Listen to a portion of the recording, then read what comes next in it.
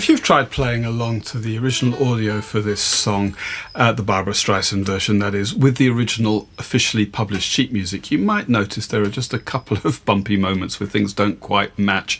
My guess is that Marty Page, who produced this, made some tweaks to the arrangement. He produced a fabulous orchestral arrangement for this recording too, and he may have ended up producing something that doesn't quite match. What I've tried to do in this song with my arrangement is just make it so that the guitar part we play exactly matches the recording in terms of the chords. I mean, there's nothing very major. I might be making more of it than I should, but you should just know that my version won't quite match the sheet music that you have, maybe, but it should actually fairly well match the recording.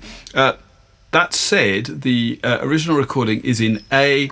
I'm putting a capo on the second fret so we can play as if we're in G. And the big difference I've got here is that the intro for the song is actually a full verse before Barbra comes in. I'm not going to do that. I'm just going to play a couple of bars of G.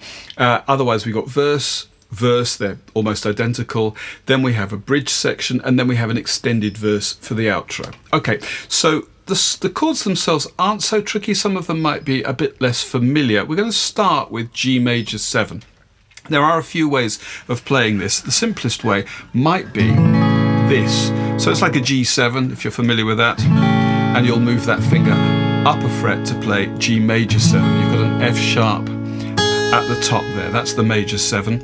But this is a great shape. It's more like almost like an A minor shape played with the second, third and fourth fingers. Moved up a couple of frets until that finger's on the third fret of the second string, then the first finger's going to come down here. Now that's a more useful, more versatile shape because it doesn't use any open strings, so you can play that anywhere. You know, that is a really good major 7 shape to learn. In fact, in this song, Memories, we actually begin with a note that matches the open top string. That's the melody note. Memories. So maybe you can include that. If we add that E to this G major 7, well, that's a 13. We've got G major 13. You'll want to make sure that your first finger just touches that 5th string to take it out of circulation. And that's the first chord of the song. Now we've got a bar of this. Memories. Then we've got C over G. So you're playing a G chord and you're going to move your first and second fingers where they would be for a C chord. So it's kind of like a C inside of a G. Like the corners. And then we've got C over D. The simplest way to play that is just with your first finger on the first fret of the second string. You might optionally add a note on the top string at the third fret, like you might have for the C over G. Otherwise, if you just bar across the middle 4 strings at the 5th fret, you'll have exactly the same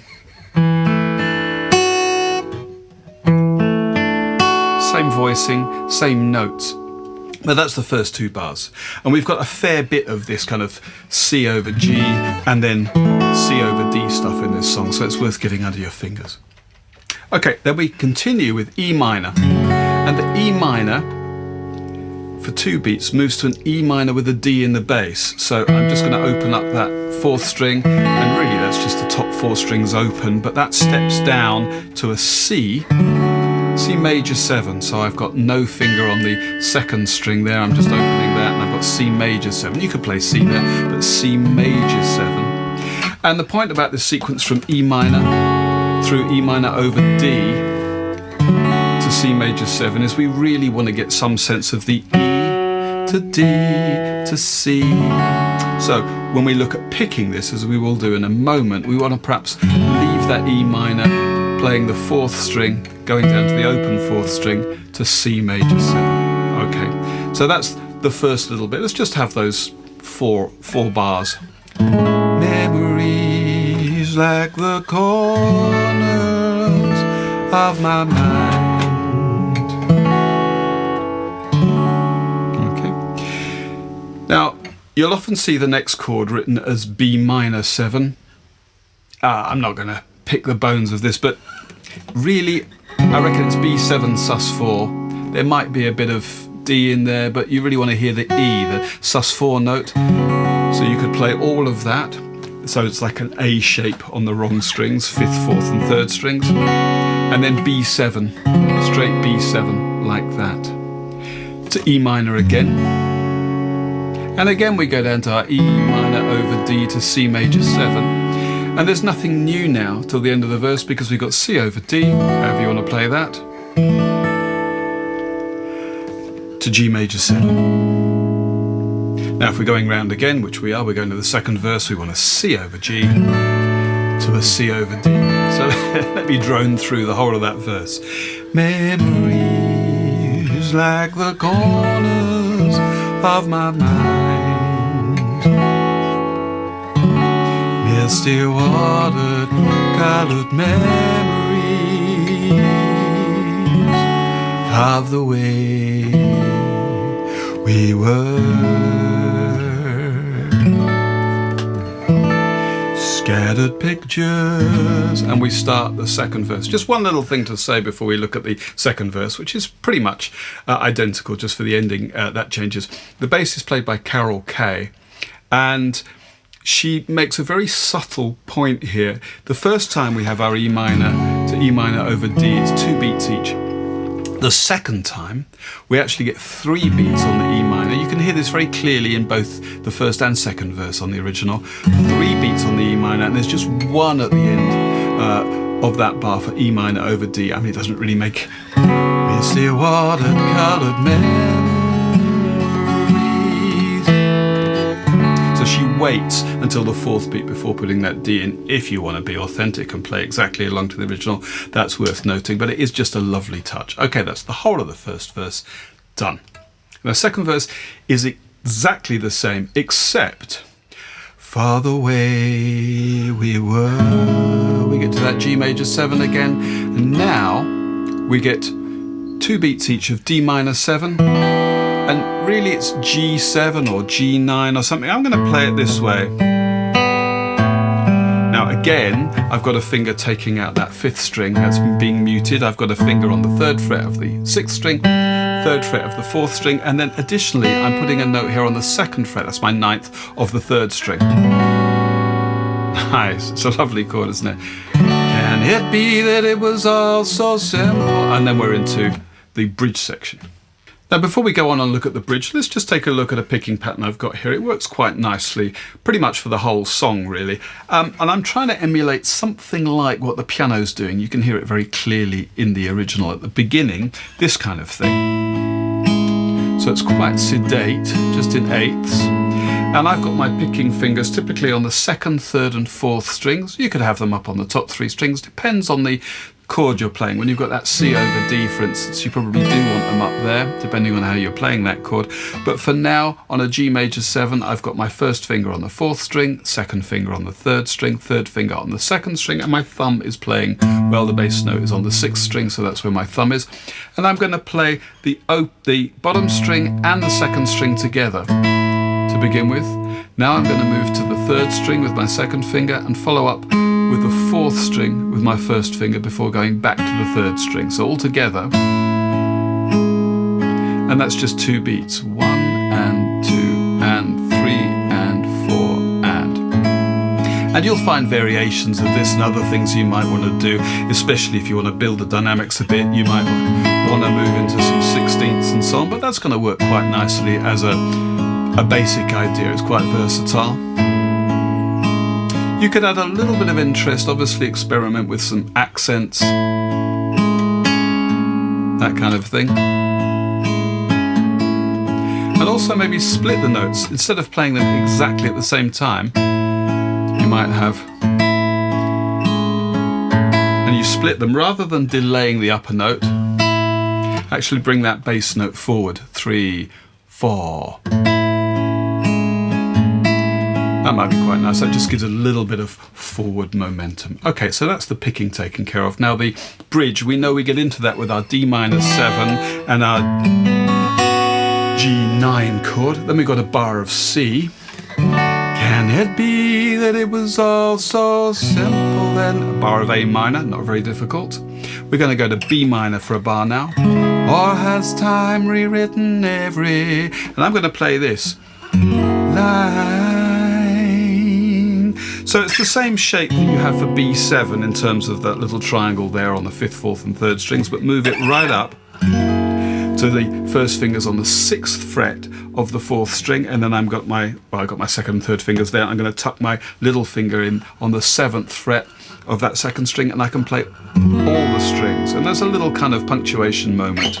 Can it be that it was all so simple then, or has time rewritten every line? Okay, it's nice enough. Now we get a bar of A minor, but if we had the chance, the note that's on the 2nd fret of the 3rd string, that's going to move down to the 1st fret to make an A minor with a major 7. So you probably want to re-finger that. That comes out to a bar of C over D, with or without that top string note there. Tell me G major 7 and C over D again. That's the whole of the bridge. So let's just have that from the bar before. Can it be that it was all so simple then, or has time rewritten every line? I ain't no Barbra Streisand. If we had the chance to do it all again, tell me, would we? And on the original there's a big kind of pause here, isn't there? Could we? And then we're into the 3rd verse. Just one little note, and Carol Kay may be grateful for this. If we're playing the chord of C, can it be that it was all so simple? And maybe put a B in at the end of that bar to take us on to the A minor. Can it be that it was all so simple then? That kind of a thing, that just adds a little bit of flow, a passing bass note there. All right, that's the bridge done. And we end up then going into the 3rd verse, which is a little bit extended. And initially, that 3rd verse is exactly the same as the others. It begins like this.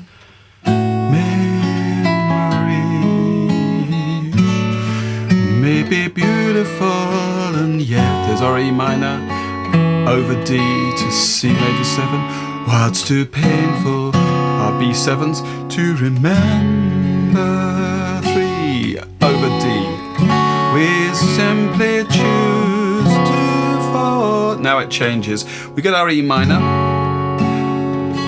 over D for a 3rd time, and now we get a bar of C major 7, and we just switch between C major 7 and B minor 7 1, 2, 3 times. We simply choose to forget. So it's the laughter, and again we will remember. And again, one more. Whenever we remember. Now the final line, A minor 7 for 2 beats, which you could play this way as the top 2 fingers of a standard sort of C cowboy chord there. That the way. And then it's C over D, as we've seen before, to G major 7. And then we have C over G. And G major 7 to finish. So whenever we remember that way we were,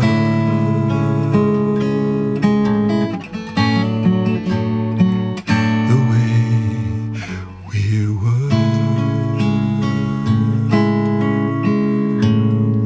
And actually, although I'm trying really hard to match the original despite my voice, but in terms of the arrangement, I am actually going to take a little detour here. That is to say, I'm not going to do what Barbra Streisand does. She goes off and does a whole other extra little bit at the end there. But I am going to play this, which is just a little nod to a jazz style chord here. Basically, I'm barring across the top 4 strings at the 2nd fret, making an A6, and then I'm putting a G in the bass. So my ending, which isn't original, and obviously feel free to leave this out, but I just quite like it. Whenever we remember that way we were,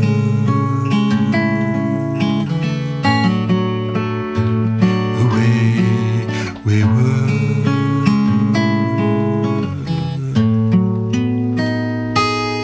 Okay, that's how I'm going to end that. Just one last little note. We've got this A minor 7 bar and then C over D. Now actually you could have a little finger on the top string at the 3rd fret for both of those. The way.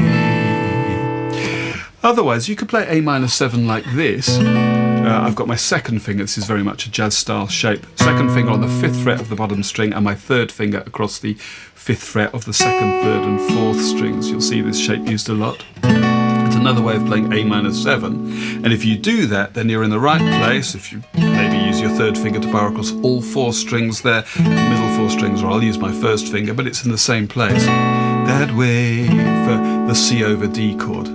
Whenever we remember that way we were, the way we